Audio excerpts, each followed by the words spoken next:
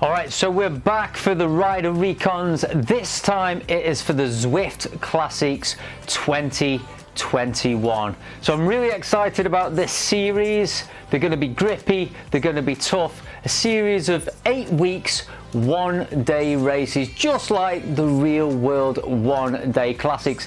And this time we're starting off for the UCI 2019 course in Harrogate. So a couple of things I want to talk about alongside the regular Recon. We have to talk about the rider class.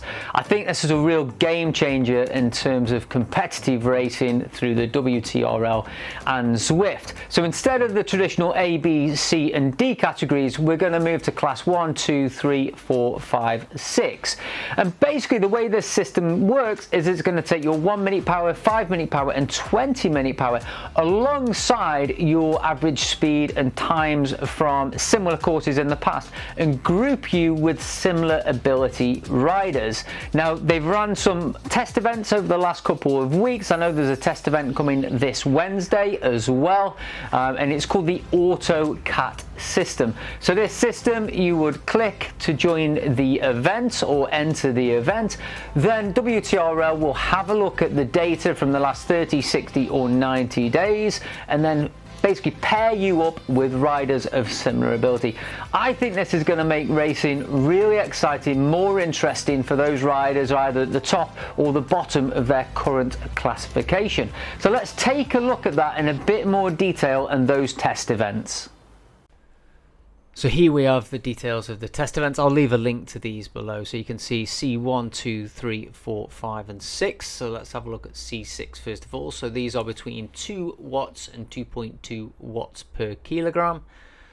We then move on to C5 again, so we're somewhere between 2.4 and there is a 3.1 watts per kilo there as well. We're then on to C4. So again, you can see some good, probably lower end Bs, upper Cs in that particular category. C3, so again, we're probably moving on to upper B type riders here.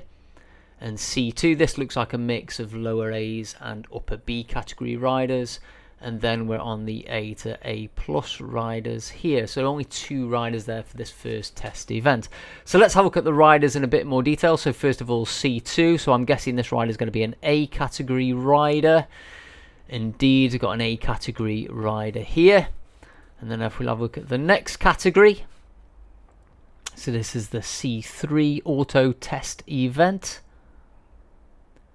Again, so yeah, that makes sense. We've got a B going on A, and then finally let's have a look at this C4. Now I do know this rider here, so he is actually a very strong B, but I note that the watts per kilo for this particular event was probably little bit lower than David was expecting there.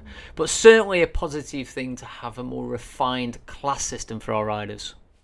Alright, so let's have a look at the courses for the Zwift Classics 2021 in a bit more detail. So of course we're starting off in Yorkshire for the Yorkshire Grand Prix. This is on the UCI World's Harrogate circuit. Classes 1 to 3 will be doing 3 laps and classes 4 to 6 will be doing 2 laps. The 20th of July we move over to New York for the Apple Lap, which is everything bagel. July 27, the Crit City Slam on downtown Dolphin. There we're doing class 1 20 laps, class 2 18 laps, class 3 16 laps, class 4 14 laps, class 5 12 laps and class 6 is 10 laps. The 3rd of August we then move over to the Richmond Challenge on the Richmond UCI Reverse. 10th of August it's the Moor and Mountain, the Watopia Cup. 17th of August it's Innsbrucking. The 24th of August it is Bologna. And the 31st of August we finish off in London on the Classic course. So in terms of classification, there's 2 classifications really. We've got a classification for time and a classification for points. So opportunities for sort of 2 styles of rider really. The puncher on these more grippy climbs and also the sprinter also has an opportunity to top that points classification with fastest through and first across the line opportunities. Alright, so let's get on with the first Recon and take a look at the Harrogate Yorkshire 2019 course. So this course is 14 kilometers long for a single lap. That's 246 meters of elevation. So as I said, the first 3 categories will be doing 3 laps, and categories 4, 5 and 6 will be doing 2 laps. All right, so as we leave the pen here, we're going to take a right hand turn and immediately go through the start finish banner, where you will pick up a power up. And let me tell you, you might need a power up on this opening section of this very grippy course. This is where riders like me will be putting the pressure on from the start, because believe me, I am not a 14 or 15 watts per kilo sprinter. So I'm going to be trying to drop you guys from the start. So as I said, what we're looking at here is a steady climb all the way out from the start for about 2 kilometers. This is Harlow Hill. So Harlow Hill itself is 1.4 kilometers long with a 4.5 average gradient. Once you've hit the top of Harlow Hill, you've then got this rolling road section all the way until kilometer 7.7. Now it is worth pointing, this rolling road section in between, there are opportunities to draft, there are some shorter climbs, but there are also some opportunities to draft here as well. So take those, because you're going to need them for this forward climb. The forward climb is 1.2 kilometers long and has a 6% average gradient. It does kick up to 10 in places. It's quite long. We're looking anywhere between 2 to 4 minutes for this climb.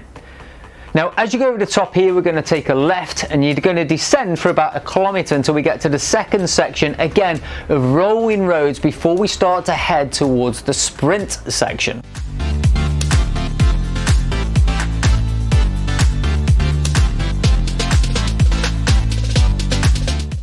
So the first time round, you're going to hit this sprint point at kilometer 10.8. Now the sprint is only short, 250 meters, but there's a drag as you run up to the sprint. It also is a bit of a blind sprint.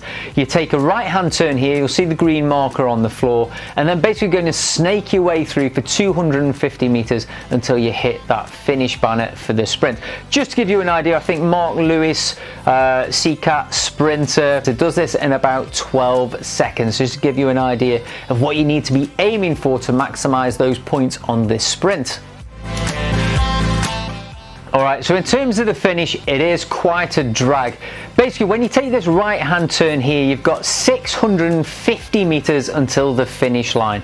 So you don't want to be starting that final sprint too early. Dependent on the side of your group, depending on how strong you feel, I'm hoping at this point that I've already dropped most of the big sprinters. If not, I will be launching early to try and drag this sprint out in this effort for as long as possible. So have a think about your tactics, have a look who's around you, how have they fared in the climbs, how have they fared in the sprint, and you can make the best judgment to try and win this opening classic of 2021. Alright, so in terms of bike choice, it's fairly straightforward. It's a rolling course, so you need something that's going to climb and draft and be aero at the same time. So if you've got the Tron, go for the Tron. That's fairly straightforward. I actually picked up the Tron on the Recon ride as well, so I'll definitely be using that. Other than that, you've got the S-Works Venge, you've got the Cervelo S5, you've got the Canyon Air Road. Again, going for something like the DT Swiss wheels would be a really good choice for this course. So that's it guys, that's this week's course or next week's course depending on when you're looking at this particular video. Thank you for watching, hope you found it useful. I'm really looking forward to the classics this year, particularly with this new class system. It's going to be really interesting and hopefully we're going to have some tough yet fun races. So again, thank you for watching. Please give it a thumbs up if you've enjoyed this video. It really does help out the channel and help out this video a lot. I look forward to seeing you in the classics in 2021.